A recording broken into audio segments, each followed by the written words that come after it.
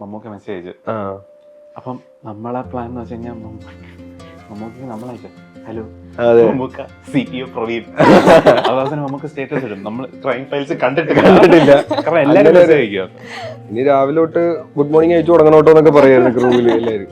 ഭയങ്കര അത് നമുക്ക് എന്നെ സംബന്ധിച്ചിടത്തോളം എനിക്കൊരു അവാർഡ് കിട്ടിയ ഭയങ്കര. ഞാൻ ഈ ക്ലാസ്മേറ്റ്സിന്റെ ലൊക്കേഷനിൽ പോയിട്ട് ഈ ലാത്തി ചാർജിന് കിടന്ന ഓട്ടോ, ലാത്തി ചാർജ് അതിന് വേണ്ടിയിട്ടാണ് ജൂനിയർ ആർട്ടിസ്റ്റുകളെ കൂടുതലായിട്ട് കൊണ്ടുപോകുന്നത്. ഈ ഓട്ടം മാത്രമേ ഉള്ളൂ, എനിക്കൊന്നും അത് മാത്രമല്ല ഒരു ഐഡിയ ഇല്ല. ഞാൻ 10ാം ക്ലാസ്സിലൊക്കെ പഠിക്കുക.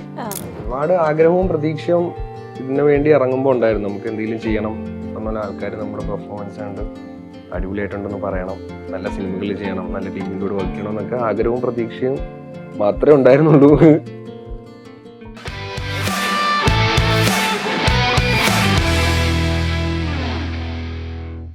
അതായത് നിങ്ങളിപ്പം സിനിമയിൽ ഓൾറെഡി ഉണ്ട്, ഇപ്പം എപ്പോഴും പറയുന്നു, അതായത് ഇപ്പം ആരെങ്കിലും വിളിച്ച് കഴിഞ്ഞാൽ നമുക്ക് ഏറ്റവും സന്തോഷമായിട്ട് നമ്മൾ ആ ക്യാരക്ടേഴ്സ് പോയി ചെയ്ത് കൊടുക്കുമെന്ന് പറയാറുണ്ടല്ലോ. അപ്പം ഇപ്പോൾ ഓൾറെഡി സിനിമയിൽ എത്തി, നിങ്ങളുടെ ഏറ്റവും അൾട്ടിമേറ്റ് ആയിട്ടുള്ള ഒരു ആഗ്രഹത്തിലേക്ക് നിങ്ങൾ എത്തിക്കഴിഞ്ഞിട്ടുണ്ട്. ശരിക്കും സിനിമയിലേക്ക് വരാനാണോ അതോ നിലനിന്ന് പോകാനാണോ ഏറ്റവും പാട്? ഇപ്പം എന്താണ് ഫീൽ ചെയ്യുന്നത്? കൺസിസ്റ്റൻസി നിലനിന്ന് പോകാനാണ് ഭയങ്കര പാടാണ്, എക്സ്ട്രീം പാടാണ്. ഒരു പടം നമുക്ക് ചെയ്യാൻ പറ്റുമായിരിക്കും, അങ്ങനെ ഞാൻ പറയില്ല, അത് ഈസി എന്നല്ല പറയുന്നത്, പക്ഷെ അത് ചെയ്യാൻ പറ്റും. പക്ഷെ കണ്ടിന്യൂസ്ലി പടം വരിക എന്ന് പറയുന്നത് എൻ്റെ കാരണം ഇപ്പം പണ്ടത്തെ ഫിലിം എന്ന് പറയുന്ന ഒരു കോൺസെപ്റ്റിലല്ല നമ്മൾ പോകുന്നത്, ഡിജിറ്റലാണ്. ഡിജിറ്റൽ വരുന്ന സമയത്ത് നമുക്ക് പുതിയ പുതിയ ആൾക്കാരെ ട്രൈ ചെയ്യാം. ഓക്കെ, അപ്പം പുതിയ പുതിയ ആൾക്കാരെ ട്രൈ ചെയ്യാന്ന് പറയുമ്പോൾ മേക്കേഴ്സ് ഡെഫിനറ്റ്ലി വിചാരിക്കുന്നു, ഓക്കെ ഡിജിറ്റലാണല്ലോ, അപ്പം പണ്ട് പറഞ്ഞാൽ ഫിലിം തീർന്നു പോകും, അപ്പൊ എക്സ്പീരിയൻസ്ഡ് ആയിട്ടുള്ള ആൾക്കാർ വന്ന് ഒറ്റ ടേക്കിലോ സാധനം ഡെലിവറി ചെയ്യണം. ഇപ്പൊ അങ്ങനെയല്ല, ഇപ്പം ടൈം ഉണ്ട് നമുക്ക്. മാത്രമല്ല പുതിയ ആൾക്കാർക്ക് സിനിമയിലോട്ട് വരാനുള്ള ഓപ്പർച്യൂണിറ്റീസും ഭയങ്കര, പ്ലാറ്റ്ഫോമുകൾ ഭയങ്കര കൂടുതലാണ്. ഒരുപാട് ആർട്ടിസ്റ്റുകളുണ്ട് നമ്മുടെ കൂട്ടത്തിൽ തന്നെ, ഒരുപാട് പേരുണ്ട്. ആക്ച്വലി പഴകുന്ന ഒരു കോൺസെപ്റ്റ് ഇപ്പൊ വന്നിട്ടുണ്ട് ബേസിക്കലി. ഇപ്പൊ കണ്ട് എല്ലാ പടത്തിലും ഒരാളെ കണ്ടു കഴിഞ്ഞാൽ ഡെഫിനറ്റ്ലി പഴകുന്നൊരു ഫീൽ ഉണ്ട്. കാരണം തെറ്റല്ല, അത് അങ്ങനെയാണ് ഇപ്പോഴത്തെ ഒരു പോകുന്നത്. അപ്പം അങ്ങനെ ഒരു സ്ഥലത്ത് ഈ കൺസിസ്റ്റന്റ് ആയിട്ട് പടങ്ങൾ കിട്ടി നിന്ന് പോവാന്ന് പറയുന്നത് നല്ല പാടാണ്. ഓക്കെ, അപ്പം നിങ്ങളിപ്പം ഓൾറെഡി നിങ്ങളുടെ ഇപ്പോൾ വർക്ക്സ് ഒക്കെ ചെയ്തിട്ടുള്ള ഏതെങ്കിലുമൊക്കെ വർക്ക്സ് കണ്ടിട്ട് അടുത്ത പടത്തിലേക്ക് ഇന്നൊരു ക്യാരക്ടർ ഉണ്ട്, അത് കണ്ടിരുന്നു എന്നൊക്കെ ഉള്ളൊരു നല്ലൊരു അപ്രീസിയേഷൻ ഒക്കെ കിട്ടിയിട്ട് അടുത്തൊരു പടത്തിലേക്ക് പോവുക, ആ ഒരു സ്റ്റേജ് ആണല്ലോ. ലൈക്ക് ഇപ്പോൾ നിങ്ങൾക്ക് തോന്നുന്നുണ്ടോ ലൈക്ക് ഓക്കെ നമ്മൾ ഒരു സ്ക്രിപ്റ്റ് വായിച്ചിട്ട് ഞാൻ ഈ ഒരു ക്യാരക്ടറിലേക്ക് അത് ചൂസ് ചെയ്യാം എന്നുള്ളൊരു സ്റ്റേജ് നിങ്ങളുടെ ഒരു ആക്ടിങ് ലൈഫിൽ അല്ല ആക്ടിങ് കരിയറിൽ എത്തിയിട്ടുണ്ടോ? ഞാൻ ഒരിക്കലും എത്തിയിട്ടില്ല. ഞാനും അങ്ങനെ ആഗ്രഹമുണ്ട് ആ ഒരു സ്റ്റേജിൽ എത്തണം, നമുക്ക് വേണ്ടി ഒരു സ്ക്രിപ്റ്റ് നമ്മുടെ കയ്യിൽ വരണം. അതൊക്കെ എന്നും ഉള്ള തുടക്കം തൊട്ടുള്ള ആഗ്രഹം അതൊക്കെയാണ്. അങ്ങോട്ടേക്കുള്ളല്ലേ, ട്രാവലിലാണെന്ന് കൂടുതലായിട്ടും ഫ്രണ്ട് ലൈൻ ഓഫ് ആക്ടേഴ്സിന് മാത്രം സംഭവിക്കുന്ന ഒരു സാധനമാണ്. നമുക്കൊരു മാർക്കറ്റ് ഉണ്ടെങ്കിൽ എല്ലാവർക്കും അവരോട് തീരുമാനങ്ങൾ എടുക്കാം. ഞാൻ ഈ പറഞ്ഞ പോലെ ഇത് ഞാൻ ചെയ്യുന്നില്ല, ഇല്ല ഇതാണ് ഇങ്ങനത്തെ ഒരു സ്ക്രിപ്റ്റാണ് ഞാൻ നോക്കിയിരിക്കുന്നത്. എനിക്ക് തോന്നുന്നില്ല അങ്ങനെ ഒരു ക്യാരക്ടർ റോൾ ചെയ്യുന്ന നമ്മളെ പോലത്തെ ആൾക്കാർക്ക് ഇപ്പോഴത്തെ ഒരു ലെവലിൽ അത് ചെയ്യാൻ പറ്റില്ല എന്നാണ് എനിക്ക് തോന്നുന്നത്. അതെ, അതായത് നമ്മളിപ്പം ഇപ്പൊ നേരത്തെ ചോദ്യത്തിൽ തന്നെ ഉണ്ട്, നമ്മൾക്ക് കിട്ടുന്ന ഒരു ഓപ്പർച്യൂണിറ്റിയിൽ നമ്മൾ 100% ഇട്ട് അത് കണ്ട് നമ്മളെ വിളിക്കുന്നവരെ ഉണ്ടാവുള്ളൂ. ഇപ്പോഴത്തെ ഒരു ഇതില് നമുക്ക് കിട്ടുന്ന അവസരങ്ങൾ നമ്മൾ യൂസ് ചെയ്യുക, 100% ചെയ്യുക. അത് കണ്ടിട്ടേ നമ്മൾ പഴയതുപോലെ ഈ അവസരങ്ങൾ ചോദിക്കുന്ന അങ്ങനെ ഒരു പരിപാടി ഇപ്പൊ ഇല്ലെന്നാണ് എൻ്റെ ഒരു, നമുക്കൊരു അവസരം, എനിക്കൊരു അവസരം തരണം എന്ന് ചോദിക്കുക, നമുക്കൊരു അവസരം കിട്ടുന്നത് എനിക്ക് തോന്നില്ല ഇപ്പൊ ഉണ്ടെന്ന്. നമുക്ക് നമ്മുടെ കാലിബർ എന്താന്ന് കാണിച്ചു കൊടുക്കുക, അത് കണ്ടിട്ട് നമ്മൾ വിളിക്കുക. എനിക്ക് അങ്ങനെ ചോദിക്കുന്നെങ്കിൽ തന്നെ ഇപ്പം ചോദിക്കുന്നത് ഷോർട്ട് ഫിലിംസ് ചെയ്തിട്ടുണ്ടോ, എന്തെങ്കിലും നമ്മൾ എന്തെങ്കിലും ചെയ്യിക്കണം, ചെയ്ത് കാണിക്കണം. ഇപ്പൊ എനിക്ക് തോന്നുന്നു ജിസ്റ്റോയ് തലവൻ വിളിക്കും, അതിന് മുന്നേ ഒരു ആഡാ ചെയ്യുന്നത്. അപ്പൊ ഞാൻ പുള്ളിയോട് ചോദിച്ചായിരുന്നു, എൻ്റെ ഒരു ക്യൂരിയോസിറ്റി കൊണ്ട് ഞാൻ പുള്ളിയോട് ചോദിച്ചു എന്നെ എന്ത് കണ്ടിട്ടാണ് വിളിച്ചത് എന്നുള്ളത് ഞാൻ ചോദിച്ചു. പുള്ളി പറഞ്ഞ് എടാ ഞാൻ നിന്റെ ഒരു ഷോർട്ട് ഫിലിം കണ്ടിട്ടുണ്ട്, ദേവിക +2 ബയോളജി എന്ന് പറഞ്ഞിട്ട്, ഒരു 4 വർഷം മുന്നേ. അപ്പം 4 വർഷം മുന്നേ ചേട്ടൻ കണ്ടതാണ് 4 വർഷം കഴിഞ്ഞൊരു സാധനമായി കൺവേർട്ടഡ് ആയത്. ഈ ജൂനിയർ ആർട്ടിസ്റ്റ് ആയിട്ട് പല പല സെറ്റുകളിൽ പോയിട്ടുണ്ടെന്നൊക്കെ ഓൾറെഡി നമ്മൾ പറഞ്ഞല്ലോ. അപ്പം ഈ ക്ലാസ്മേറ്റ്സ് അല്ലാണ്ട് വേറെ ഏതെങ്കിലും സിനിമ? ഒരുപാട് പടങ്ങളുണ്ട്. പെട്ടെന്ന് ഓർത്തെടുക്കാൻ പറ്റുന്ന ഏതെങ്കിലും സിനിമയൊക്കെ ഉണ്ടോ? ഞാൻ ഇന്ന പടത്തില് അവിടെ ഞാനുണ്ട്, അത് ഞാനാണ് കേട്ടോ. അതുകൊണ്ട് പക്ഷെ അതൊന്നും അത്ര എന്റെ ഒരു കോണ്ടാക്ട് വെച്ചിട്ട് കിട്ടിയ പടങ്ങളാ അതൊക്കെ. പക്ഷെ അതൊന്നും അത്ര വലിയ രീതിയിൽ ഹിറ്റാകാത്ത പടങ്ങളില് കുറെ പടങ്ങളിൽ ഞാൻ പോയി ചെയ്തിട്ടുണ്ട്. നമുക്ക് എന്റെ ഉദ്ദേശം എന്ന് പറഞ്ഞാൽ അവിടെ പോവാ, കോണ്ടാക്ട്സ് ഉണ്ടാക്കുക. അന്നത്തെ നമ്മുടെ സെറ്റിൽ പോവാ. സെറ്റിൽ പോവുക, അവിടെ പോയി കോണ്ടാക്ട്സ് ഉണ്ടാക്കുക. അപ്പൊ അതിനു വേണ്ടിയാ ട്രൈ ചെയ്യുന്നുണ്ട്. ഞാൻ ഈ ക്ലാസ്മേറ്റ്സിന്റെ ലൊക്കേഷനിൽ പോയിട്ട് ഈ ലാത്തി ചാർജിന് കിടന്ന ഓട്ടം, ലാത്തി ചാർജ് അതിന് വേണ്ടിയിട്ടാണ് ജൂനിയർ ആർട്ടിസ്റ്റുകളെ കൂടുതലായിട്ട് കൊണ്ടുപോകുന്നത്. ഈ ഓട്ടം മാത്രമേ ഉള്ളൂ, എനിക്കൊന്നും അത് മാത്രമല്ല ഒരു ഐഡിയ ഇല്ല. ഞാൻ 10ാം ക്ലാസ്സിലൊക്കെ പഠിക്കുക. അപ്പൊ എനിക്കൊരു ഐഡിയ ഇല്ല എങ്ങനെയാണ് ഇത് കോണ്ടാക്ട്സ് ഉണ്ടാക്കുന്നത്, എങ്ങനെയാണ്. അപ്പൊ സിനിമ നമുക്ക് അവിടുന്ന് ഒരു സെറ്റിലൊക്കെ പോയി ആ ഒരു എക്സ്പീരിയൻസ് അനുഭവിക്കുക എന്നുള്ള മൂഡിനാണ് ഞാൻ പോയത്. പിന്നെ ഉള്ള സിനിമകളിലൊക്കെ മാക്സിമം കോണ്ടാക്ട്സ് ഉണ്ടാക്കാനൊക്കെ ശ്രമിക്കുന്നുണ്ട്. പക്ഷെ അങ്ങോട്ട് വർക്കാകാണ്ട് പോയി. പിന്നെ ഞാൻ ജീവിത കാര്യങ്ങളിലൊക്കെ ആയിട്ട് ലോക്കായി പോയി. പിന്നെ സിനിമ കുറച്ച് നാളത്തേക്ക് എനിക്ക് കണ്ടിന്യൂ ചെയ്യാൻ പറ്റില്ല. പിന്നെ അങ്ങനെ പോയതുകൊണ്ട് എനിക്ക് കുറച്ചും കൂടെ ഒരു ധാരണ കിട്ടി, സിനിമ തന്നെ നടക്കുകയുള്ളൂ, അതേ നമുക്കൊരു ഹാപ്പിനെസ്സും നമ്മുടെ ലൈഫ് ഒരു സന്തോഷത്തിൽ ഇരിക്കുള്ളൂ എന്ന് തോന്നി തിരിച്ചു ഞാൻ വന്നു പിന്നെ സിനിമയ്ക്ക്. ആ ക്ലാസ്മേറ്റ്സിന്റെ ആ സമയത്തൊക്കെ ഇവരൊക്കെ കണ്ടായിരുന്നോ? പൃഥ്വിരാജ്, ഇന്ദ്രജിത്ത്, ജയസൂര്യ, കാവ്യമാധവൻ, നരേൻ, രാജീവ് സാറ്, ജഗതി ചേട്ടൻ, അങ്ങനെ എല്ലാരെയും. ഫിലിമില്ല അഭിനയിച്ചു. എന്റെ ആദ്യത്തെ പടം ശരിക്കും പറഞ്ഞ ഭരതൻ എഫക്ട് എന്ന് പറഞ്ഞ പടം, ബിജു മേനോൻ സാറിന്റെ, അതും ഇതായിരുന്നു. അപ്പൊ ആ ഒരു സാധനം ഉണ്ടല്ലോ, മറ്റേ സ്റ്റാർട്ട് ക്യാമറ സൗണ്ട്, അതെനിക്ക് എക്സ്പീരിയൻസ് ചെയ്യാൻ പറ്റുന്നുണ്ട്. ഭയങ്കര യെസ്. ഓക്കെ. ഖോഖോ എന്ന് പറഞ്ഞൊരു മൂവിയില്, അതായത് പിയോൺ ആയിട്ടുള്ള ഒരു ക്യാരക്ടറാണ് അത് ചെയ്തത്. പക്ഷേ അതിൽ രണ്ട് സൈഡിൽ, അതായത് രണ്ട് ശക്തമായിട്ടുള്ള രണ്ട് സ്ത്രീ കഥാപാത്രങ്ങളുടെ നടുവിലൂടെ സഞ്ചരിക്കുന്ന ഒരു ക്യാരക്ടറാണല്ലോ അതിനകത്ത് മെയിനായിട്ട് ചെയ്തിട്ടുള്ളത്. അപ്പോൾ ശരിക്കും ഇവരുടെ രണ്ടുപേരുടെയും ആ ഒരു ക്യാരക്ടർ, അതായത് ഒരു പെൺകുട്ടികളുടെ ഒരു സെറ്റ് ഓഫ് പെൺകുട്ടികൾക്ക് അവരുടെ വിജയം കൈവരിക്കാൻ വേണ്ടിയിട്ട് എല്ലാ സപ്പോർട്ടും നൽകിയിട്ട് ഇറങ്ങുന്ന ഒരാളായിട്ടാണ്. അപ്പം ആ ഒരു ക്യാരക്ടറിലേക്ക് വന്നപ്പം ആ ഒരു കംപ്ലീറ്റ് ആ ഒരു എക്സ്പീരിയൻസ് എന്തായിരുന്നു? അതിനുശേഷം എനിക്ക് തോന്നുന്നു കുറച്ചും കൂടി ഓഡിയൻസിന് കണക്ട് ചെയ്യാൻ പറ്റുന്ന ഒരു ക്യാരക്ടറായിട്ട് പെട്ടെന്ന് കുറച്ചുകൂടി റെക്കഗ്നീഷൻ കിട്ടിയതായിട്ടൊക്കെ അതിന് ശേഷം കുറച്ചുകൂടി തോന്നിയിട്ടുണ്ട്. അങ്ങനെയാണ് തോന്നിയിട്ടുണ്ട്. കാരണം ഖോഖോ വന്നത് ഏഷ്യാനെറ്റിലായിരുന്നു, പ്രൈമിലാണത് OTT റിവ്യൂ നടന്നത്. അപ്പം ഇത് എനിക്കതിനെ മനസ്സിലാവുന്നില്ല. അതായത് ഏഷ്യാനെറ്റിലും പ്രൈമിലും വന്നു തുടങ്ങിയ മുതൽ ഇങ്ങനെ ആൾക്കാർ കണക്ട് ചെയ്യുന്നു, മെസ്സേജ് അയക്കുന്നു, അയ്യോ പാവം ചേട്ടൻ എന്നുവെച്ചാൽ രജീഷയാണ് നല്ലോണം അഭിനയിച്ചത്. രജീഷ് എന്നെ നല്ലോണം തെറി വിളിക്കുന്നതുകൊണ്ടാണ് എനിക്ക് എന്നെ പാവമായിട്ട് ഫീൽ ചെയ്യുന്നത്. പാവം ചേട്ടൻ നിങ്ങൾ തമ്മിൽ മമിത ബൈജുവാണല്ലോ അത്, മറ്റേ നിങ്ങൾ തമ്മിൽ ശരിക്കും എന്തെങ്കിലും അതിനകത്തുണ്ടോ, എന്താണ് റിലേഷൻഷിപ്പ്, അത് ചോദിച്ചൊക്കെ ക്വസ്റ്റ്യൻ വന്നായിരുന്നു. ആദ്യമായിട്ട് അങ്ങനെ ക്വസ്റ്റ്യൻ വരുന്നത്, ആരാ കൊന്നതെന്നൊക്കെ ചോദിച്ചു വന്നിട്ടുണ്ട്. നിങ്ങൾ തമ്മിൽ എന്തെങ്കിലും ഉണ്ടോ എന്നൊക്കെ ചോദിച്ചു വന്നിട്ടുണ്ടായിരുന്നു. അത് കഴിഞ്ഞാണ് ശരിക്കും കൂടുതൽ ആൾക്കാർ തിരിച്ചറിഞ്ഞു തുടങ്ങുന്നതും വേറെ പരിപാടിയിൽ വിളിച്ചു തുടങ്ങുന്നതൊക്കെ അത് കണ്ടിട്ട് തന്നെയാണ്. ഓക്കെ. അപ്പം ഈ ആ മൂവിയുടെ കാര്യം പറഞ്ഞുകൊണ്ട് തന്നെ രജിഷ ആ ഒരു ടൈമിൽ തന്നെ ഓൾറെഡി ഒരു ഒരു ആക്ട്രസ് ആയിരുന്നു, ഓൾറെഡി എസ്റ്റാബ്ലിഷ്ഡ് ആയിട്ടുള്ള ഒരു ആക്ട്രസ് ആയിരുന്നു. പക്ഷെ മമിത, ഇപ്പുറത്ത് നിൽക്കുന്ന മമിത എന്നൊരു കമ്പാരിറ്റീവ്ലി ഒരു പുതുമുഖമായിരുന്നല്ലോ. അപ്പം അന്ന് പെർഫോമൻസ് എനിക്ക് പേഴ്സണലി രജിഷയുടെയും അതുപോലെ തന്നെ മമിതയുടെ ഒരുപാട് ഇഷ്ടമുള്ളൊരു സിനിമയും അതുപോലെ തന്നെ പെർഫോമൻസസുമാണ് ആ സിനിമയിലെ. മമിതയുടെ പ്രത്യേകിച്ചും ഭയങ്കരമായിട്ട് എവിഡൻ്റ് ആയിട്ട് നമുക്കൊരു ആക്ട്രസ് അതിലുണ്ട് എന്ന് ഫീൽ ചെയ്യുന്ന ഒരു ക്യാരക്ടറായിട്ട് എപ്പോഴും തോന്നിയിട്ടുണ്ട്. അപ്പം അതിന് ആ ഒരു മൂവിയുടെ എന്താ പറയുക, ആ ഒരു സെറ്റിലോ എപ്പോഴെങ്കിലും അഭിനയിക്കുമ്പോഴൊക്കെ തോന്നിയിട്ടുണ്ടോ ലൈക്ക് ഓക്കെ മമിത ആള് ഉണ്ട്, ആ ഒരു ഇപ്പോഴത്തെ ഒരു ട്രെൻഡ് സെറ്റർ ആണല്ലോ ആളെന്ന് പറയുന്നത്, അപ്പം അത്രയും കാലിബറുള്ള ഒരു ആക്ട്രസ് ആണ് അല്ലെങ്കിൽ ആയി വരും എന്നൊക്കെ എപ്പോഴെങ്കിലും തോന്നിയായിരുന്നു? അടിപൊളിയാണ് നേരത്തെ തോന്നിയിട്ടുണ്ട്. അതായത് മമ്മി ഖോഖോയിലേക്ക് വരുന്നത് ഡാഗിനി എന്ന് പറഞ്ഞൊരു സിനിമയിൽ മമ്മി 2 സീനിലൊന്ന് വന്നിട്ടുണ്ടായിരുന്നു. അപ്പം അന്ന് രാഹുൽ പറയുന്നുണ്ടായിരുന്നു അടിപൊളിയായിട്ടാണ് 2 സീൻ ചെയ്തതെന്നുള്ളത്. ആ 2 സീൻ ചെയ്തതിന്റെ ബേസിലാണ് ഈ ഖോഖോ മമ്മിയെ വിളിക്കുന്നത്. അപ്പം മമ്മി അന്ന് ശരിക്കും മമ്മി ഖോഖോ ചെയ്യുന്നവരെ അങ്ങനത്തെ ഒരു ഭയങ്കര ഒരു സെൻട്രൽ ക്യാരക്ടേഴ്സ് ചെയ്തിട്ടില്ല. ഈ നായകൻ അനീതി അങ്ങനത്തെ പരിപാടികളാണ് ചെയ്തിരിക്കുന്നത്. പക്ഷെ പുള്ളിക്കാരി വന്ന് ഫ്രം ഡേ 1, അതായത് ഖോഖോ പഠിക്കണം എന്ന് പറഞ്ഞു. പുള്ളിക്കാരി കോട്ടയത്ത് പോയി ഏകദേശം ഒരു 3-4 ദിവസം ഖോഖോ പഠിച്ച് കുട്ടികളോടെ ട്രെയിനിങ്ങിന് പോയി. ഭയങ്കര പാടാ, അത്ര എഫേർട്ട് എടുത്തായിരുന്നു. പിന്നെ ഫസ്റ്റ് ഡേ മുതൽ ഭീകര പെർഫോമൻസാണ്. അപ്പം അന്ന് എനിക്കിപ്പോഴും ഓർമ്മയുണ്ട്, ഒരു രജിസ്റ്ററെ വീട്ടിൽ വന്ന് കരയുന്നൊരു സീക്വൻസ് പുള്ളിക്കാരി ഉണ്ട്. അത് അന്ന് ആ സമയത്ത് ആ സെറ്റിലുള്ള എല്ലാവർക്കും ഭയങ്കരമായിട്ട് ഫീൽ ചെയ്ത് കരഞ്ഞായിരുന്നു. അത് ചെറിയ കാര്യമല്ലല്ലോ, ഒരു പെർഫോമൻസ് ഓറിയന്റഡ് സെറ്റ് കരയുക എന്ന് പറയുന്നത് ഒരു ഭയങ്കര വലിയ കാര്യമാണ്. ഭയങ്കര ടാലന്റാണ്, അന്നേ ഭയങ്കര ടാലന്റാണ്. അന്ന് ഉറപ്പായിരുന്നു പുള്ളിക്കാരി ഇവിടെ ഒന്നും അല്ല നിൽക്കുന്നത്. പിന്നെ ഇതെല്ലാം ഭയങ്കര ബ്ലെസ്സിങ് ആണല്ലോ, നല്ല പെർഫോമൻസ് ഉണ്ടെന്ന് പറഞ്ഞാലും എങ്ങോട്ടാ എത്തുന്നതെന്നുള്ളത് പറയാൻ പറ്റില്ല. പക്ഷെ അന്ന് ഭയങ്കര ടാലന്റായിരുന്നു.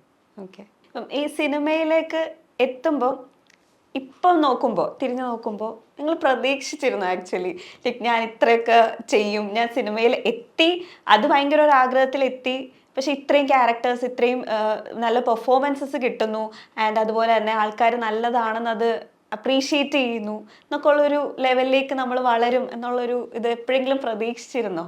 ഇതൊരു ആഗ്രഹം.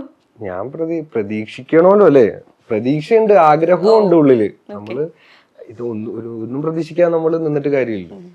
ഒരുപാട് ആഗ്രഹവും പ്രതീക്ഷയും ഇതിനു വേണ്ടി ഇറങ്ങുമ്പോൾ ഉണ്ടായിരുന്നു. നമുക്ക് എന്തെങ്കിലും ചെയ്യണം, പറഞ്ഞ ആൾക്കാർ നമ്മുടെ പെർഫോമൻസ് ഉണ്ട് അടിപൊളിയായിട്ടുണ്ടെന്ന് പറയണം, നല്ല സിനിമകൾ ചെയ്യണം, നല്ല ടീമിൻ്റെ കൂടെ വർക്ക് ചെയ്യണം എന്നൊക്കെ ആഗ്രഹവും പ്രതീക്ഷയും മാത്രമേ ഉണ്ടായിരുന്നുള്ളൂ ഇറങ്ങുമ്പോ. അതായിട്ടാണ് ഇറങ്ങി തിരിച്ച് മാനിഫെസ്റ്റ് ചെയ്യാന്നുള്ളതാണ് ആക്ച്വലി. നമ്മൾ എത്ര പ്രാവശ്യം ഓസ്കാർ വാങ്ങിച്ചായിരുന്നു? ഒരുപാട്. ഞാൻ വെറുതെ ഇങ്ങനെ നിന്നിട്ട് മറ്റേ ഞങ്ങള് വെറുതെ എന്തെങ്കിലുമൊക്കെ കൈ പിടിച്ചിട്ട് സംസാരിക്കുമായിരുന്നു.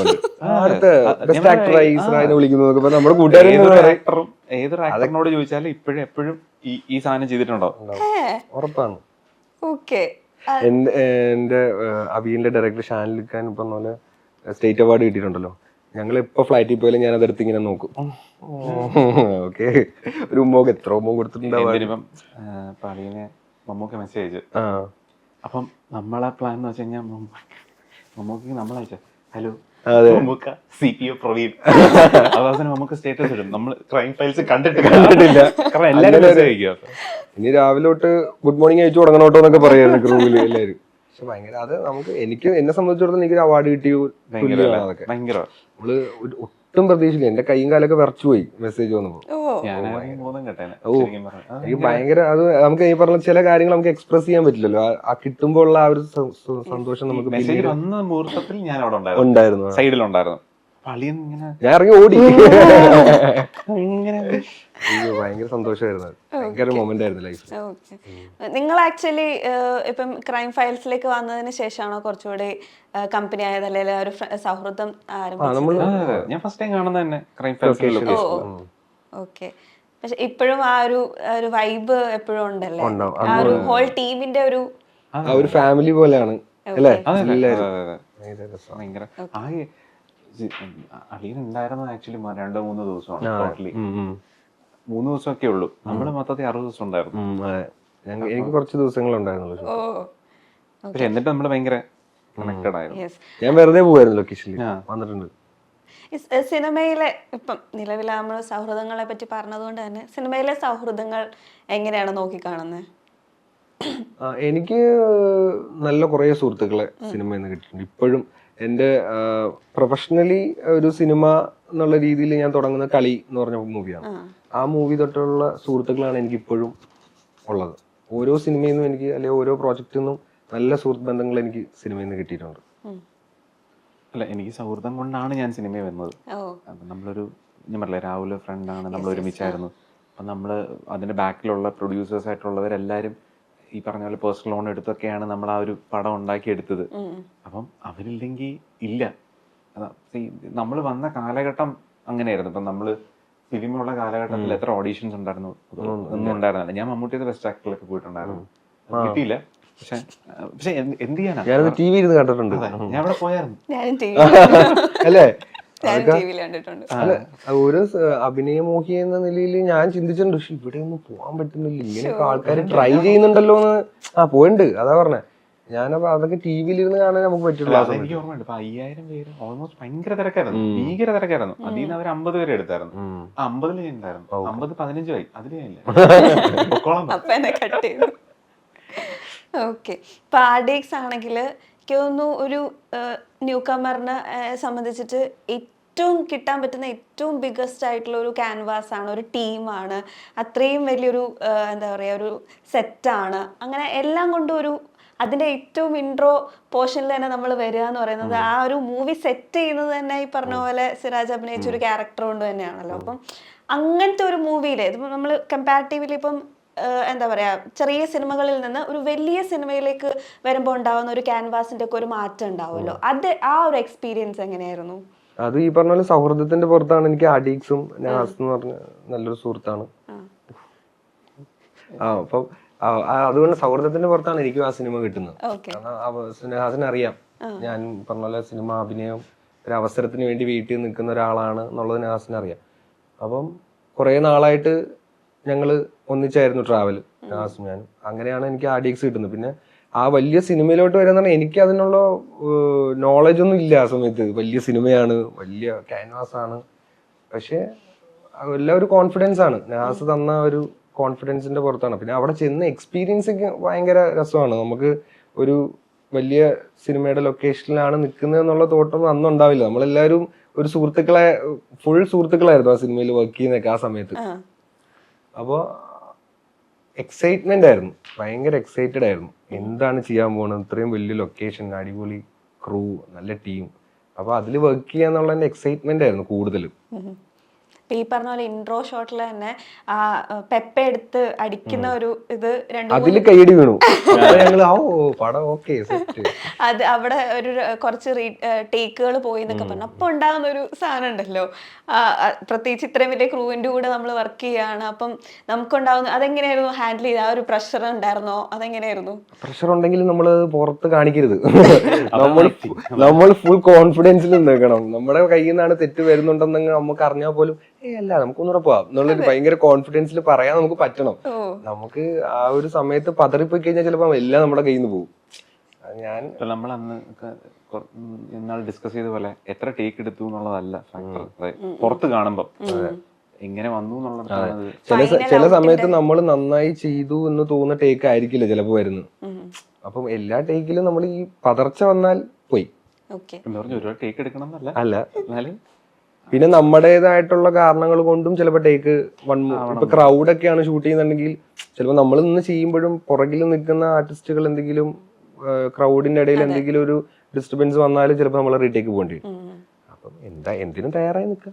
അതെ, കമ്പാരിറ്റീവ്ലി നമ്മൾ ഈ സാധാരണ ഒരു ഷോട്ട് എടുക്കുന്നതിനെക്കാട്ടി ഒരു സീൻ ചെയ്യുന്നതിനെക്കാട്ടി കുറച്ചും കൂടി നമ്മൾ എനർജറ്റിക് ആയിട്ട് ചെയ്യേണ്ട ഒരു കാര്യമാണല്ലോ ഈ പറഞ്ഞ പോലെ ഫൈറ്റ് സീൻസ് എന്ന് പറയുന്നത്. അപ്പം ഫൈറ്റ് സീൻസ് എന്തെങ്കിലും ഒരു കമ്പാരിറ്റീവ്ലി ഫൈറ്റ് സീൻസ് കുറച്ചിപ്പം വില്ലൻ റോൾസ് ഒക്കെ ചെയ്തത് കൊണ്ട് തന്നെ കുറച്ചുകൂടെ അധികം അത് എക്സ്പ്ലോർ ചെയ്തിട്ടുണ്ടാവുമല്ലോ. അപ്പൊ ഫൈറ്റ് സീൻസ് ചെയ്യുമ്പോൾ എന്തെങ്കിലും ഒരു പ്രത്യേക എനർജി കിട്ടിയിട്ടുണ്ട്? എനിക്ക് ഭയങ്കര ഇഷ്ടമാണ് ഫൈറ്റ് ചെയ്യാൻ. എനിക്ക് ഭയങ്കര ഇഷ്ടമാണ്. എനിക്ക് ഭയങ്കര നമുക്ക് ലൈഫിൽ ചെയ്യാൻ പറ്റാത്ത കുറെ കാര്യങ്ങളൊക്കെ നമുക്ക് എക്സ്പീരിയൻസ് ചെയ്യാം. സിനിമ ചെയ്യുന്നതുകൊണ്ടുള്ള ഏറ്റവും വലിയ അല്ലേ, എനിക്ക് ഭയങ്കരമായിട്ട് ഒരു കിക്ക് കിട്ടുന്ന ഒരു സാധനം അതാ. ഫൈറ്റ് ചെയ്യുമ്പോഴൊക്കെ എനിക്ക് ഭയങ്കര ഇഷ്ടമാണ് ഫൈറ്റ് ചെയ്യാൻ, കറങ്ങാനും. ഞാൻ ആ കൊണ്ടലിലൊക്കെ കടലിലോട്ട് ചാടുന്ന സീനൊക്കെ അത് ഭയങ്കര ഫൈറ്റ് ചെയ്ത് ഞാൻ റിയൽ ലൈഫിൽ ഫൈറ്റ് ചെയ്ത് വാങ്ങിച്ചെടുത്ത സീനാ അതൊക്കെ ഭയങ്കര പാടായിരുന്നു ഷൂട്ട് ചെയ്യാനൊക്കെ ആ സമയത്ത്. അപ്പൊ നമുക്കത് മാറ്റാന്നൊക്കെ പറഞ്ഞ് നിൽക്കുകയായിരുന്നു. പറഞ്ഞില്ല ഞാൻ ചാടിക്കൊള്ളാം, ഒരു കുഴപ്പമില്ല, ഞാൻ ചാടിക്കൊള്ളാം എന്നൊക്കെ പറഞ്ഞാ ചാടിയത്. എനിക്ക് ഭയങ്കര ഇഷ്ടം ഫൈറ്റ് ചെയ്യാൻ. ഇപ്പം തലവന്റെ ഒരു എക്സാമ്പിൾ എടുക്കുവാണെങ്കിൽ ആക്ച്വലി ഇപ്പം നമ്മൾ ഇൻഡസ്ട്രീനെ ഇപ്പം ബാലൻസ് ചെയ്യുന്ന പോലെ കുറച്ച് മുമ്പ് പറഞ്ഞ പോലെ മെയിൻ ആയിട്ടുള്ള ആക്ടേഴ്സിന്റെ കൂടെയാണ്. അപ്പം അവിടുന്ന് നമ്മൾ ഈ പറഞ്ഞ പോലെ നമ്മൾ കുറച്ചുകൂടെ സീനിയർ ആയിട്ടുള്ള ആക്ടേഴ്സിന്റെ കൂടെ വർക്ക് ചെയ്യുമ്പം നമ്മളും പഠിക്കുവാണല്ലോ. അപ്പം അങ്ങനെ എന്തായിരുന്നു ഒരു ലേണിംഗ് ലെസൺസ് എന്തൊക്കെയായിരുന്നു? ലൈക് തലവൻ എന്ന് പറഞ്ഞ ഒരു മൂവി ചെയ്തപ്പോൾ കിട്ടിയിട്ടുണ്ടായിരുന്നു. ആക്ച്വലി എന്റെ ഭയങ്കര ടേക്ക് അവേ ആസിഫായിരുന്നു. ആസിഫ് അലി എന്ന് പറഞ്ഞൊരു ഹ്യൂമൻ ബീങ് പ്ലസ് ആക്ടർ എന്നുള്ള പുള്ളി എങ്ങനെയാണ് ആൾക്കാരോട് ബിഹേവ് ചെയ്യുന്നത്, ഇത്രയും ലൈറ്റ് ഹാർട്ടഡ് ആയിട്ട് എല്ലാവരോടും സംസാരിക്കുകയും. ഇപ്പം ഞാൻ വേറെ സ്ഥലത്തും പറഞ്ഞായിരുന്നു, അതായത് ഞാനും പുള്ളി ഒരു ദിവസമാണ് ഈ ഷൂട്ടിങ്ങിലേക്ക് പോകുന്നത്. അതായത് ഒരു ട്രെയിനിലാണ് പോകുന്നത്. അപ്പം എൻ്റെ അടുത്ത് പറഞ്ഞിട്ടുണ്ട് ആസിഫ് അലി ആ ട്രെയിനിലുണ്ട്, നിങ്ങളുടെ ടിക്കറ്റ് നമ്പർ 37 പുള്ളിയുടെ 38 ഒരുമിച്ചോ? ഓക്കെ. അപ്പം ഞാൻ പ്രിപ്പയർ ചെയ്യുക. ഞാൻ ട്രെയിൻ സ്റ്റേഷനല്ല കൊല്ലത്ത്. എൻ്റെ പേര് രഞ്ജിത്ത് എന്നാണ്, ഞാൻ ഇന്ന് പടങ്ങളാണ് ചെയ്തിട്ടുള്ളത്, എൻ്റെ പേര് രഞ്ജിത്ത് എന്നാണ്, വരുമ്പോൾ പറയണല്ലോ. അപ്പം ഇങ്ങനെ പഠിച്ചുകൊണ്ടിരുന്ന സമയത്ത് സൈഡിലൊരാൾ വന്നിട്ട് നീ ഈ ട്രെയിനിലുണ്ടെന്ന് പറഞ്ഞായിരുന്നു. മാസ്ക് തൊപ്പിച്ചു, മനസ്സിലാവുന്നില്ല ചോദിക്കുമ്പോൾ ആസിക്ക. പുള്ളി അത്രയും സിമ്പിളായിട്ട് വന്ന് നമ്മുടെ അടുത്ത് എല്ലാം ഐസ് ബ്രേക്ക് ചെയ്ത് അപ്പൊ എന്റെ ഇൻട്രൊഡക്ഷൻ പോയല്ലോ. എനിക്ക് പറയാൻ പറ്റുന്നില്ല. ഞാൻ പറഞ്ഞു എന്നെ അറിയാവോ? എടാ എനിക്കറിയാടാ, അവര് പറഞ്ഞായിരുന്നു നീ ഇതിലുണ്ടെന്ന് അറിയാം. അപ്പൊ എന്നെ ജിസ്മോൻ ചേട്ടൻ ഈ ആഡ് കഴിഞ്ഞപ്പം പുള്ളി ഭയങ്കരമായിട്ടൊരു സാധനം എഴുതി ഇങ്ങനെ ഇട്ടായിരുന്നു ഇൻസ്റ്റയിൽ. എന്ന് വെച്ചാൽ ഇവൻ ഫ്രണ്ട് ലൈൻ ഒരു ആക്ടേഴ്സിൽ വരും എന്നൊക്കെ പറഞ്ഞു, നല്ല ആക്ടറാണെന്ന് പറഞ്ഞു. അപ്പം പുള്ളി എന്നോട് അത് ഓർത്ത് പറഞ്ഞായിരുന്നു, എടാ ജിസ്മോൻ എന്നെ പറ്റി പറഞ്ഞിട്ടുണ്ടായിരുന്നു, ഞാൻ കണ്ടിട്ടുണ്ടായിരുന്നു. ഞാൻ മറ്റേ ഞാനാണോ സ്റ്റാർ അടപ്പാ നമുക്ക് പോവാം. എന്നിട്ട് അകത്ത് കയറി ട്രെയിനിലിരുന്ന് അപ്പൊ എനിക്ക് പുള്ളി അപ്പുറത്താണ്, അതായത് ഞാൻ ഇവിടെയും പുള്ളി ഇപ്പുറത്തുവാ. അപ്പം രാവിലെ സ്ഥലം എത്താറായി. അപ്പം ഞാൻ ഇങ്ങനെയൊക്കെയാണല്ലോ. പുള്ളി വന്നിട്ട് പറഞ്ഞു ഞാൻ ഇവിടെ ഇറങ്ങുവാ. ശരി ഞാനിവിടെ ഇറങ്ങുക. ഓ ആയിക്കോട്ടെ. എടാ നീ ഇവിടെ ഇറങ്ങണോടാ. അപ്പൊ അവിടുന്ന് അങ്ങോട്ട് പുള്ളി ഫുൾ ക്യാരി ചെയ്യുക നമ്മളെ. എന്നെ ഇങ്ങനെ പറയേണ്ട ആവശ്യം, നമ്മളുടെ ടേക്ക് കെയർ ചെയ്യേണ്ട ആവശ്യമൊന്നുമില്ല. ഇത് തന്നെയാണ് പുള്ളി എല്ലാരോടും ചെയ്യുന്നത്. ഭയങ്കര ടേക്ക് കെയർ ചെയ്യുന്നു. ഭയങ്കര ഒരു മൊമെന്റ് ആയിരുന്നല്ലേ. ഓക്കെ. ഇപ്പം ഉണ്ണിയാറിനെ പോലൊരു എന്താ പറയുക, ഒരു റൈറ്ററിന്റെ കൂടി എന്താ പറയുക, നമ്മൾ ആ ഒരു റൈറ്റിംഗ് സ്റ്റൈല് കൂടി, ഒരുപാട് നല്ല റൈറ്റിങ്ങും നമ്മൾ മലയാളികൾക്ക് തന്നിട്ടുള്ള ഒരാളാണ്. അപ്പൊ അത് നമ്മൾ സിനിമയിലേക്ക് കൂടി തുടക്കകാലത്ത് തന്നെ ആ ഒരു എക്സ്പീരിയൻസ് കിട്ടുകയാണ്. ആ ഒരു മൂവി ചെയ്തപ്പോൾ ഉണ്ടായിരുന്ന ഒരു എന്താ പറയാ ടേക്ക് അവേ, ഈ പറഞ്ഞ പോലെ തന്നെ ഉള്ളൊരു ടേക്ക് അവേ എന്തായിരിക്കും? ഉണ്ണിച്ചേട്ടന് ഞങ്ങളുടെ ഒരു കോമൺ ഫ്രണ്ട് ബാലൻ ചേട്ടൻ എന്ന് പറഞ്ഞ ചേട്ടനാണ് പറഞ്ഞത്, ഇങ്ങനൊരു സിറാജ് എന്ന് പറഞ്ഞൊരു സുഹൃത്തുണ്ട്, പുള്ളി സിനിമയിലൊക്കെ ആഗ്രഹിക്കുന്നതാണ്. അങ്ങനെ ഉണ്ണിച്ചേട്ടൻ എന്നെ ഒരു ദിവസം പരിചയപ്പെടുത്തി തന്നിരുന്നു ബാലൻ ചേട്ടൻ. അങ്ങനെ ഒരു ദിവസം ഇങ്ങനെ ഇരിക്കുമ്പോഴാണ് ബാലൻ ചേട്ടൻ എന്നെ വിളിച്ചിട്ട്, നിന്നെ ആരെങ്കിലും വിളിച്ചോ എന്ന് ചോദിച്ചു. ഞാൻ പറഞ്ഞില്ല. എന്നാ ചിലപ്പോൾ വിളിക്കും, ഞാൻ നമ്പർ കൊടുത്തിട്ടുണ്ട് എന്ന് പറഞ്ഞു. അങ്ങനെ എന്നെ ഉണ്ണിച്ചേട്ടനാ വിളിച്ചേ, ഇങ്ങനൊരു പടമുണ്ട്, നിനക്ക് തിരക്കാണോ? പറഞ്ഞേ തിരക്കൊന്നുമില്ല, ചെയ്യാം. ഞാൻ ഉണ്ണിച്ചേട്ടൻ വിളിച്ചതിന്റെ തന്നെ ആ ഒരു ഷോക്കിൽ ഇരിക്കുമ്പോൾ എന്റെ അടുത്ത് ചോദിക്കും തിരക്കാണോ? ഞാൻ പറഞ്ഞേ എന്ത് തിരക്ക്, ചെയ്യാം ഉണ്ണിച്ചേട്ടാന്ന് പറഞ്ഞു. അപ്പൊ എങ്ങനെയാണ് അതിന്റെ പരിപാടി എന്നറിയില്ല, ഞാനാണ് എഴുത്ത്, എന്തായാലും നമുക്ക് ചെയ്തു നോക്കാം എന്ന് പറഞ്ഞു. എന്നാ ഓക്കെ. അപ്പൊ ഉണ്ണിച്ചേട്ടൻ വിളിച്ചു എന്നുള്ള എന്റെ ഒരു ഭയങ്കര എക്സൈറ്റ്മെന്റ് പുറത്താണ് ഞാൻ ആ പടത്തിൽ ജോയിൻ ചെയ്യുന്നതും. പക്ഷെ ഭയങ്കര എക്സ്പീരിയൻസ് ആയിരുന്നു. അതാണ് ചോദിക്കാൻ വന്നത്. അതായത് നമ്മൾ സാധാരണ ചെയ്യുന്ന ഒരു കൊമേഴ്ഷ്യൽ പടത്തിനെക്കാട്ടിലും ഉപരി കുറച്ചുകൂടെ ഡെപ്ത് ഉള്ളൊരു റൈറ്റിംഗും ഒക്കെ ആയിരിക്കുമല്ലോ ഈ ഒരു തരത്തിലേക്ക് വരുമ്പോൾ. അത് ആസ് എ ആക്ടർ ഗ്രോ ചെയ്യാൻ എത്രത്തോളം ഹെൽപ്പ് ചെയ്തു എന്നാണ്? അത് ഞാൻ പറഞ്ഞു, നമുക്ക് ഓരോ സിനിമയിൽ നിന്നും നമുക്ക് എന്തെങ്കിലുമൊക്കെ, ഈ സിനിമയിൽ നിന്ന് എനിക്ക് കിട്ടിയത് നമ്മൾ ഇതുവരെ കണ്ടിരുന്ന ലൊക്കേഷനിൽ നിന്നും ആ ഒരു സിനിമ മേക്കിംഗ് സ്റ്റൈലിൽ നിന്നൊക്കെ ഭയങ്കര ഡിഫറെന്റ് ആയിരുന്നു. നമ്മൾ നോർമലി ഉള്ള ക്യാമറകളൊന്നും ഇല്ല, എല്ലാം മറ്റേ എവിടെയാ ക്യാമറ ഇരിക്കുന്നത് നമുക്കൊരു ധാരണ ഉണ്ടാവില്ല. എല്ലാ ഷോട്ടുകളും ഭയങ്കര ലെങ്തിലാണ് ഷൂട്ട് ചെയ്തത്, അങ്ങനത്തെ ഒരു മേക്കിംഗ് സ്റ്റൈൽ ആയതുകൊണ്ട്. അപ്പൊ അവിടുന്ന് പഠിക്കാൻ ഒരുപാടുണ്ടായിരുന്നു. നമുക്ക് ക്യാമറ കാണാൻ പറ്റാതെ ഒന്ന് പെർഫോം ചെയ്യണം, ബിഗ് ബോസിലൊക്കെ കാണുന്ന പോലെ. അതിന്റെ ഒരു വേറെ രീതിയിലുള്ള ലൊക്കേഷനും ആയിരുന്നു. പെർഫോമൻസ് ചെയ്യുമ്പോഴാണെങ്കിൽ പോലും ആസ് എൻ ആർട്ടിസ്റ്റ് ഭയങ്കര രീതിയിൽ നമുക്ക് ഇതുവരെ നമ്മൾ എക്സ്പീരിയൻസ് ചെയ്തിട്ടുള്ള, നമ്മൾ കേട്ടിട്ടുള്ള സിനിമ ലൊക്കേഷനിൽ നിന്നൊക്കെ ബ്രേക്ക് ചെയ്തു, കുറെ കാര്യങ്ങൾ ബ്രേക്കായി. അപ്പൊ അത് ഒന്ന് അഡാപ്റ്റ് ചെയ്യാൻ കുറച്ച് ആദ്യത്തെ 2-3 ദിവസം കുറച്ച് പാടായിരുന്നു. എന്ത് ഇവർ ഉദ്ദേശിക്കുന്നതെന്നുള്ള, പക്ഷെ എന്തോ ഒരു നല്ല രീതിയിലുള്ള അടിപൊളി വേറൊരു എക്സ്പീരിയൻസ് ആയിരിക്കും സിനിമ എന്നുള്ളത് എനിക്ക് നമ്മള് ഫസ്റ്റ് ഡേ തൊട്ടേ ലൊക്കേഷനിൽ എത്തിയപ്പോൾ തന്നെ കിട്ടി. ഉണ്ണിച്ചേട്ടൻ്റെ റൈറ്റിംഗ്, ഉണ്ണിച്ചേട്ടൻ തന്നെയാണ് എല്ലാം പറഞ്ഞു തരാറ്. ഇങ്ങനെ സീനൊക്കെ ഡീറ്റെയിൽ ആയിട്ട് പറഞ്ഞു തരുന്ന ഉണ്ണിച്ചേട്ടൻ തന്നെയാണ്. അപ്പൊ കുറച്ചും കൂടെ എനിക്ക് അടുത്ത് ഉണ്ണിച്ചേട്ടനുമായിട്ട് സംസാരിക്കാനും വർക്ക് ചെയ്യാനൊക്കെ ഉള്ള ഭാഗ്യം കിട്ടി. ഇപ്പൊ ടെറിയിലേക്ക് വരികയാണെങ്കിൽ നിങ്ങൾ തമ്മിലുള്ളൊരു ഭയങ്കര ഒരു ഇമോഷണൽ കണക്ട് ആണ് ഈ കേരള ക്രൈം ഫയൽസ് എന്ന് പറയുന്ന ഒരു സീരീസ് തന്നെ, അതിന്റെ ഒരു ഉൾക്കാമ്പ് എന്ന് പറയുന്നത് തന്നെ.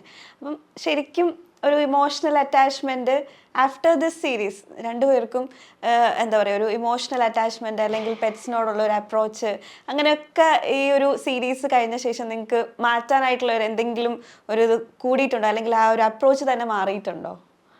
പെറ്റ്സിനോട് എനിക്ക് പണ്ടേ ഭയങ്കര ഇഷ്ടമാണ്, കുട്ടിക്കാലം തൊട്ടേ എനിക്ക് ഭയങ്കര ഇഷ്ടമാണ്. ഞാൻ പെറ്റ് ലവറാണ്. പൂച്ച ഇങ്ങനെ ഹാൻഡ് ഫീഡൊക്കെ ചെയ്ത് ബേർഡ്സിനെയൊക്കെ ഒരുപാട് വളർത്തിയിട്ടുണ്ട്. അത് ഭയങ്കര ഒരു നമ്മൾ പേരന്റ് ആകുക എന്നുള്ള രീതിയിലുള്ളൊരു സ്നേഹം അവര് തരുന്നു. ആ സ്നേഹം കിട്ടുന്നത് ഭയങ്കര ഭയങ്കര സന്തോഷം. ഞാൻ അങ്ങനെ വളർത്തിയിട്ടുണ്ട് ഒരുപാട് പെറ്റ്സിനെ. ഡോഗ്സിനെ ഇതുവരെ പേഴ്സണലായിട്ട് വളർത്തിയിട്ടില്ല.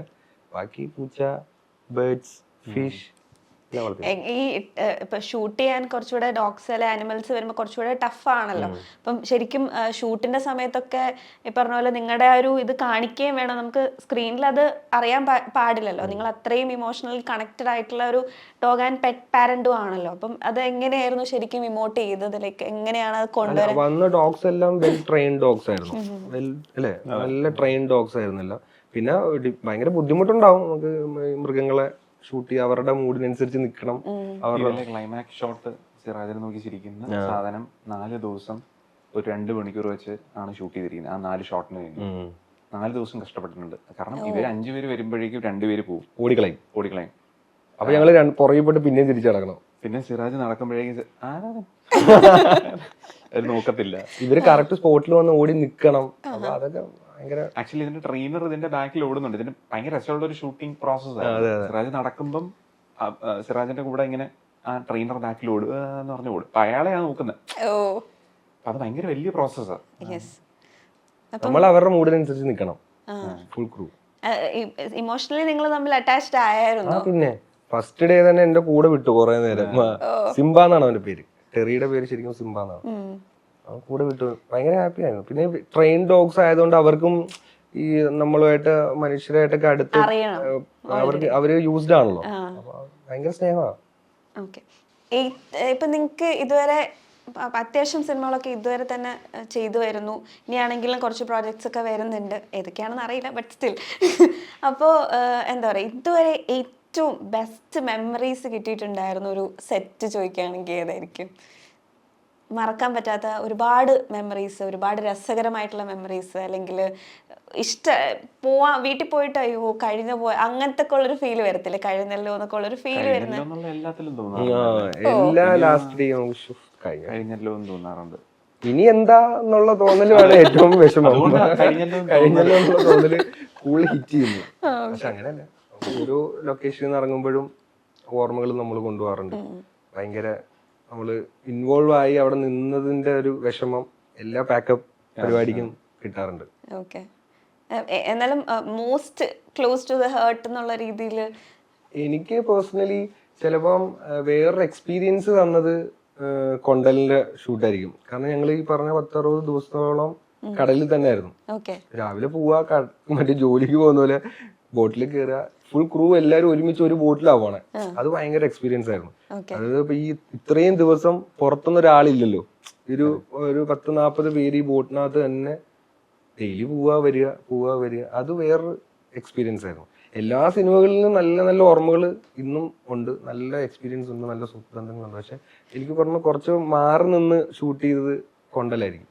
നല്ല രസമുള്ളൊരു ആ ജേണി തീർന്നല്ലോ എന്ന് തോന്നിപ്പോയി. അയ്യോ നമ്മുടെ ജോലി പോയോ അങ്ങനെയൊക്കെ തോന്നിപ്പോയി. ബോട്ടിൽ പോയി സിനിമ ആർട്ടിസ്റ്റുകളും ഉണ്ട്, ടെക്നീഷ്യന്മാരുണ്ട്, എല്ലാവരും ഒരു ബോട്ടിലല്ലേ പോണേ. അത് ഭയങ്കര എക്സ്പീരിയൻസ് ആയിരുന്നു കൊണ്ടല്. എനിക്ക് അങ്ങനെ ഒരു പടമായിട്ടില്ല, എല്ലാ പടത്തിലും നമ്മൾ ഈ പറഞ്ഞ പോലെ ഭയങ്കര മെമ്മറീസുമായിട്ടാണ് പോകുന്നത്. അങ്ങനെ ഒരു പടമായിട്ടില്ല, എല്ലാ പടവും അടിപൊളിയായിരുന്നു. ഐ ആം ഗെയിം എന്തോ ഒന്ന് വരാനിരിക്കുന്നു. നാസിനെ കണ്ടപ്പോ പറഞ്ഞോളൂ, ഈ എല്ലാ ഇന്റർവ്യൂലും ചോദിക്കുന്നുണ്ട് ഞാനുണ്ടോ എല്ലാരോടും ഞാൻ പറഞ്ഞു ഇല്ല അങ്ങനെ തന്നെ പറഞ്ഞോളാം. ഇല്ല, അത് ഓൾറെഡി പറഞ്ഞിരുന്നു. നല്ലത് ഉണ്ടെങ്കിൽ നമുക്ക് ചെയ്യാം. അത് വളരെയധികം ഒരുപാട് ക്യാരക്ടേഴ്സും ഇല്ല പടത്തില്, വെൽ പ്ലാൻഡ് ഫിലിമാണത്.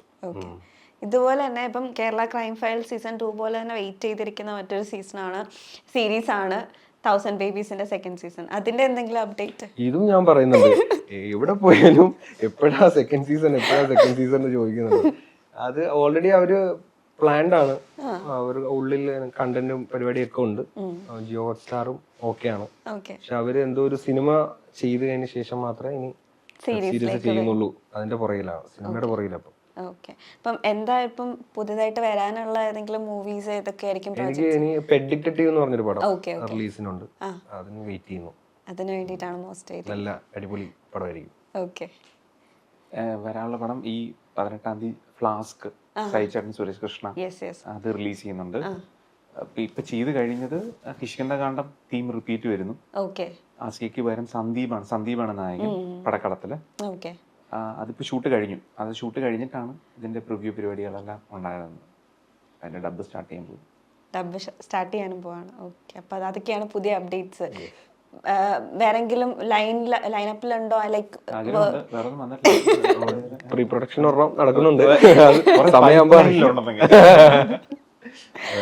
ഓക്കെ. അപ്പൊ വീട്ടിലൊക്കെ ഉള്ളൊരു സപ്പോർട്ടും എങ്ങനെയായിരിക്കും? അത് എല്ലാരും സപ്പോർട്ട് ചെയ്തേ പറ്റൂ, വേറെ നിവൃത്തിയില്ല അവർക്കും. അത് വീട്ടുകാരും ഫ്രണ്ട്സും അവർ രണ്ടുപേരും നമ്മളുടെ ആവശ്യം, നമ്മുടെ ആഗ്രഹം എന്താന്ന് അറിഞ്ഞു നിൽക്കുന്നവരാണ് ചുറ്റിനുള്ളവരെല്ലാരും. അപ്പൊ അവരൊക്കെ സപ്പോർട്ട് ചെയ്യുന്നുണ്ട്, അക്സെപ്റ്റഡ് ആയി. പിന്നെ ബേസിക്കലി ആദ്യം ഭയങ്കര സപ്പോർട്ടിങ് ആയിരിക്കില്ല. പിന്നെ ഈ പറഞ്ഞ പോലെ സിനിമ വന്ന് തുടങ്ങുക, ഓരോ സാധനങ്ങൾ വരുമ്പോ അവര് ഭയങ്കരമായിട്ട് ഓക്കെ ഇത് വർക്ക് ആവുന്നുണ്ട്, ഓക്കെയാണ്, എവിടെയെങ്കിലൊക്കെ എത്തും എന്നുള്ളൊരു പ്രതീക്ഷ അവർക്കുണ്ട്. അതെ. ഓക്കെ. അപ്പൊ എന്തായാലും ആ ഒരു പ്രതീക്ഷയ്ക്ക് ഒട്ടും തന്നെ മങ്ങൽ വരാതിരിക്കട്ടെ. ഏറ്റവും നല്ല ക്യാരക്ടേഴ്സ് ഒക്കെ ആയിട്ട് ഇപ്പൊ പറഞ്ഞ പോലെ പെറ്റ് ഡിറ്റക്റ്റീവും അതുപോലെ ഫ്ലാസ്കും രണ്ടും വരാൻ പോവാണ്. എല്ലാവിധമായിട്ടുള്ള ആശംസകളും. അതിൽ നല്ല പെർഫോമൻസസ് ആയിരിക്കും എന്ന് പ്രതീക്ഷിക്കുന്നു. അപ്പൊ എന്തായാലും എല്ലാവിധ ആശംസകളും. ഏറ്റവും നല്ല സിനിമകളായിട്ട് വീണ്ടും കാണാൻ പറ്റട്ടെ. Thank you so much.